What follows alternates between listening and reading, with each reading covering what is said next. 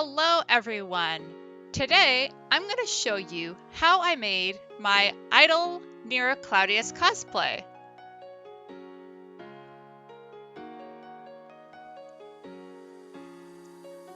As always, before I start a new cosplay, I draw out the front and the back. I used Yaya Han's M7616 pattern for the jacket. I traced out each pattern piece from the pattern to make my first mock-up.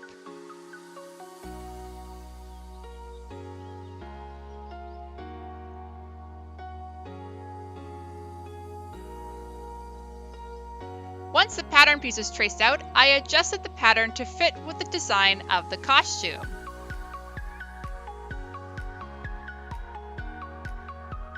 I pinned the pieces through both layers of the muslin and cut them out.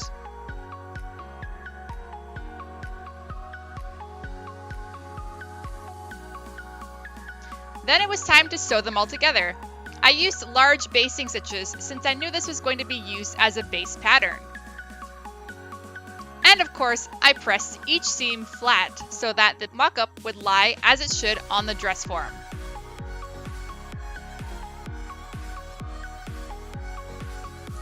Once I had assembled the base of the jacket, I put it on my dress form and modified the cut. I also changed the paneling in the back.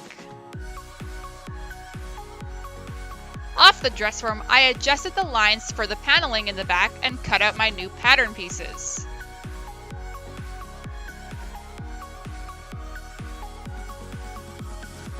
I retraced my new pattern pieces onto scrap brown paper and added seam allowance where necessary. Then it was time to cut. And sew the second mock-up.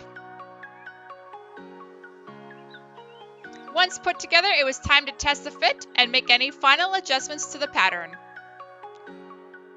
Then it was time to cut out the fashion fabric. I had to make sure that the pattern pieces were placed so that the plaids would match as much as possible. I used red taffeta for the sleeves and the top part of the back. I used a black polyester for the insert in the back. The jacket pattern called for certain pieces to be interfaced, so I cut those out and applied them to the wrong side of the matching pieces.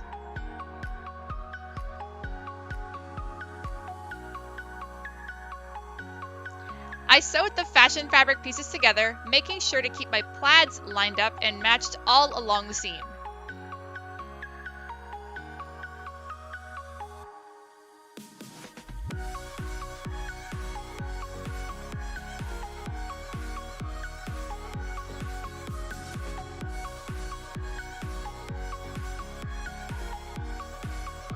I pressed each seam along as I worked.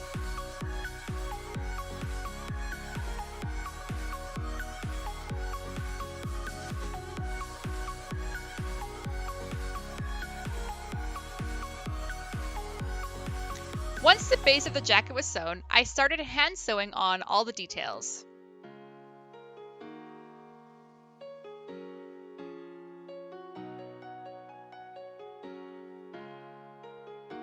I also sewed the details onto the sleeves at this point.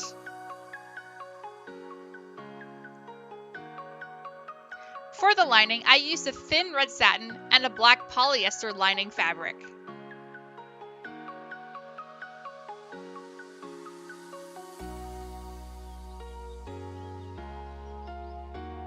I sewed the lining just like the outside, the red satin for the front and the black lining for the back. I sewed gathering stitches along the top and the bottom of the sleeves and gathered them.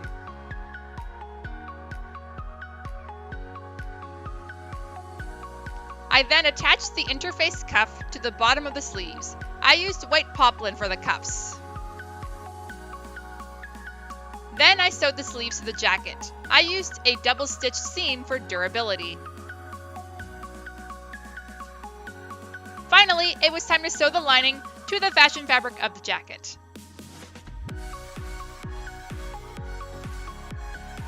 I slip-stitched the lining to the armhole as well as the lining of the cuff to the sleeve.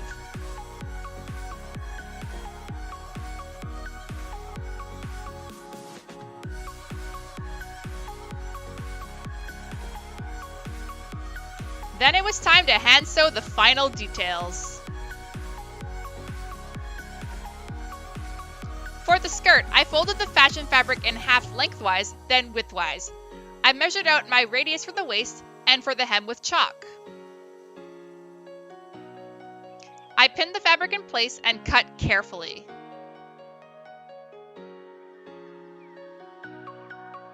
I gathered the waist of the skirt with some gathering stitches.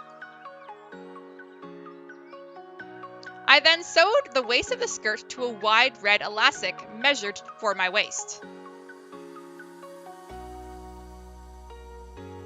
To hem the skirt, I first stay-stitched the outer edge and then pressed the hem flat. Once the hem was pressed, it was time to sew it in place. I repeated the pressing and sewing process once more to get a double-turned hem. To finish the skirt, I hand-sewed some gold trim to the hem.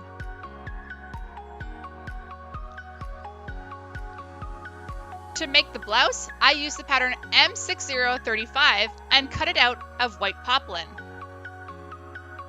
I sewed it together as directed by the pattern.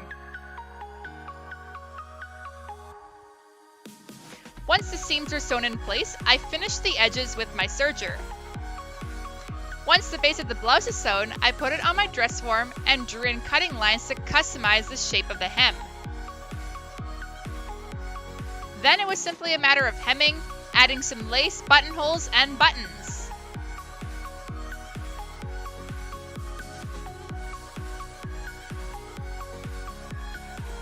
I used one of my waist cincher patterns for the black vest and adjusted it to allow for some overlap in the front. I cut it out of black poplin. To give the cincher some support, I interfaced the pieces.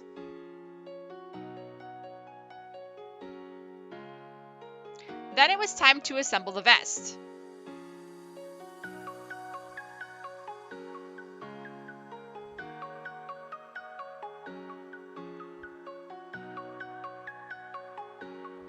Once the vest was lined and pressed, I hand sewed the gold trim all along the edge.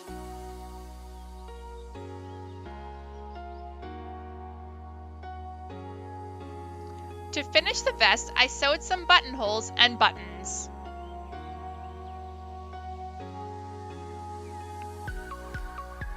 I cut out the base for the epaulets out of EVA foam. I then covered the foam by gluing down some gold satin.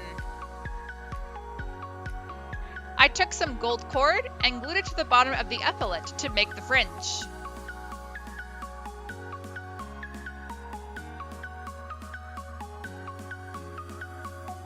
I decorated the epaulet with gold trim. I also added a loop of gold cord so that it could attach to the collar of the jacket. To make the loops of the fringe less wide, I sewed the loops shut along the bottoms.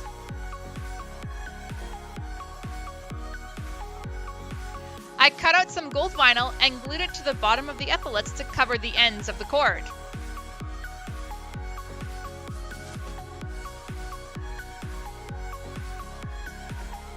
I used an Mae-Gwyn in Fairy Blonde from Artworks Canada to make her wig.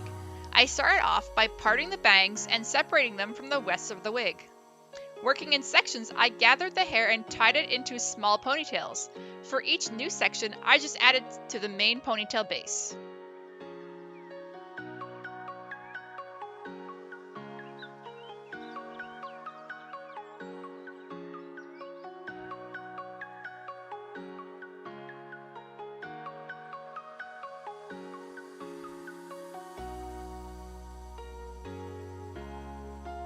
To make the bun, I used a hair donut and brushed the hair carefully over it. To get the hair to stay in place, I pinned a hair elastic around the donut. I took the remaining hair into small sections, twisted it, and pinned it around the donut.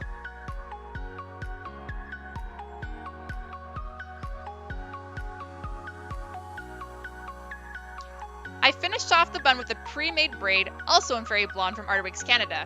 It was then time to trim the bangs.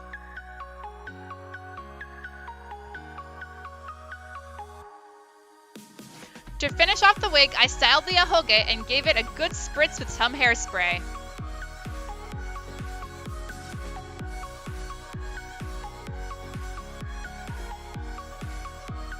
Then it was on to making the bows.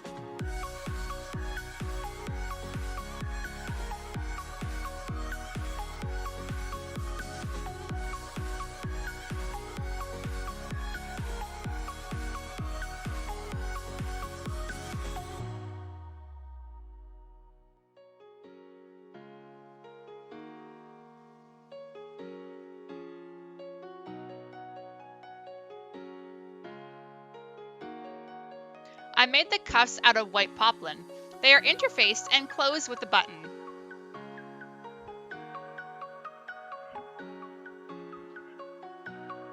I made the medallion out of foam clay, rolling it into a ball and flattening it out.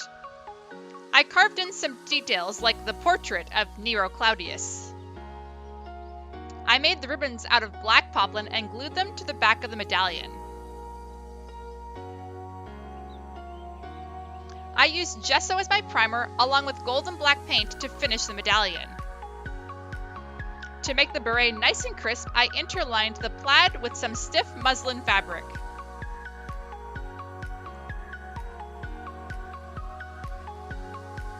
To add rigidity to the beret, I sewed some plastic boning into the seam allowance. Finally, the last step was to sew the brim on and sew in some wig clips so that it could attach to the wig. And here is the final look all together. I hope you enjoyed this video. Don't forget to like and subscribe for more content like this. See you next time. Bye!